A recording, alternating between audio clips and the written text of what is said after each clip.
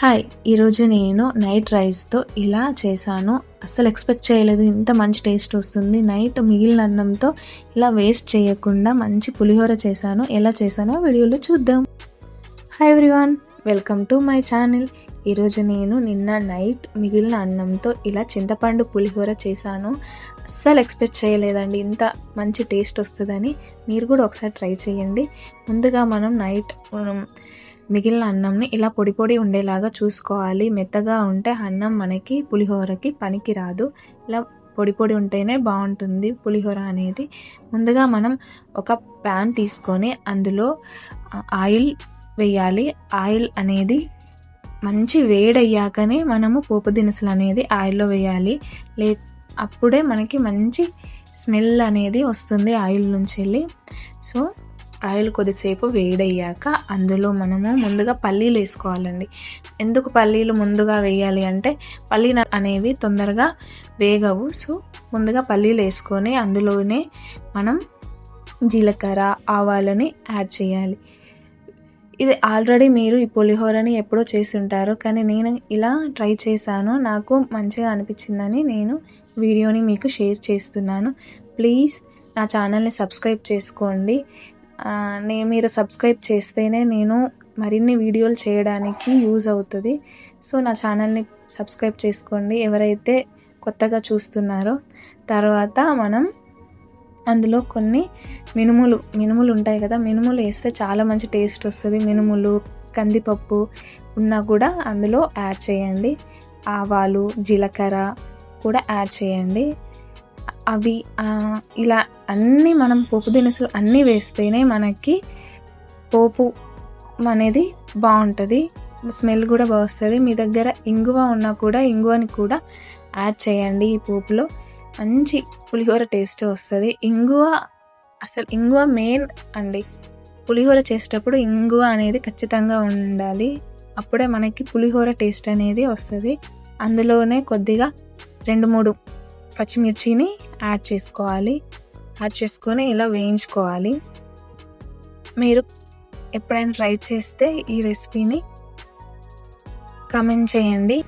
మనం పోపు అనేది మంచిగా వేయించుకోవాలి. పోపు మంచిగా వేయించితేనే మనకి పులిహోర అనేది మంచి టేస్ట్ వస్తుంది. ఆ తర్వాత మనము ఇందులోకి కొద్దిగా ఇంగువను యాడ్ చేయాలి. ఇంగువను యాడ్ చేయడం వల్ల మనకి మంచి టేస్ట్ వస్తుంది మన పులిహోరకి. పులిహోరను యాడ్ చేశాక ఒక్కసారి కలుపుకొని మనం ప్రిపేర్ చేసుకున్న మన టామరిన్ చింతపండు గుజ్జుని ఇందులోకి యాడ్ చేయాలి. యాడ్ చేసిన తర్వాత కొద్దిసేపు మనం చింతపండు గుజ్జుని మరగనివ్వాలి. ఇది మరిగేలోపు నేను మీకు ఒక యూట్యూబ్లో కొత్తగా ఎవరైతే యూట్యూబ్ని స్టార్ట్ చేశారో వాళ్ళు వీడియోస్ ఎప్పుడు అప్లోడ్ చేయాలో వాళ్ళకి తెలియట్లేదు కదా. నేను ఎలా ఆ ట్రిక్ని యూస్ చేశాను, ఎప్పుడు అప్లోడ్ చేస్తే వీడియోస్ అనేవి మనకి మంచిగా వ్యూస్ వస్తాయో నేను చెప్తాను. మనం ఎర్లీ మార్నింగ్ 8:45కి నేను అదే టైంకి వీడియోస్ అనేవి అప్లోడ్ చేస్తున్నాను. మీరు కూడా అదే ట్రిక్ని ఫాలో అయితే మీకు కూడా మంచి వ్యూస్ వస్తాయండి. మార్నింగ్ టైంలో మనము చాలామంది అనుకుంటారు మార్నింగ్ టైంలో ఎవరు ఉంటారు, అందరూ పనిలోకి వెళ్ళిపోతారని. కానీ మనము అది చూడొద్దు. మనము ఆ డే మొత్తము అనలైజ్ చేసుకోవాలి.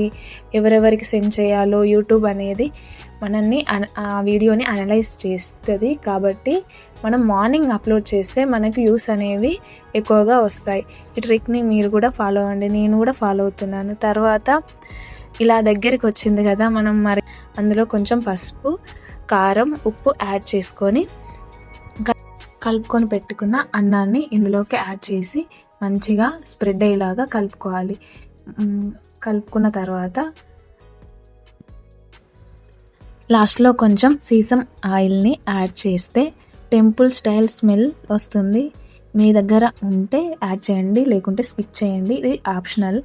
చూడండి ఫ్రెండ్స్, కలర్ చాలా బ్యూటిఫుల్గా ఉంది. మనం అలానే నెమ్మదిగా కలుపుతూ ఉంటే మనకి మొత్తం స్ప్రెడ్ అయ్యి కలర్ అనేది చాలా బాగా వస్తుంది. చూడగానే నోరూరుతుంది తినాలని. అసలు నేను ఎక్స్పెక్ట్ చేయలేదు ఇంత టేస్ట్ వస్తుందని. మనం నైట్ రైస్ని వేస్ట్ చేయకుండా ఇలా సింపుల్గా పులిహోరని చేసాం కదా. టేస్ట్ మాత్రం చాలా బాగుంది. చిన్నప్పుడు మా నానమ్మ ఇలా నైట్ రైస్ని మాకు చేసి పెట్టేది. ఆ టేస్ట్ నాకు గుర్తు వచ్చింది. ఈ వీడియోని ఎండ్ వరకు చూసినందుకు thank you friends. Me support నాకు చాలా ఇంపార్టెంట్. వీడియో నచ్చితే లైక్స్ చేయండి, మీ ఫ్యామిలీ అండ్ ఫ్రెండ్స్తో షేర్ చేయండి. మళ్ళీ సూపర్ హ్యాక్ రెసిపీతో కలుస్తాను. మిమ్మల్ని ఛానల్ని మాత్రం సబ్స్క్రైబ్ చేయడం మర్చిపోకండి. Thanks for watching.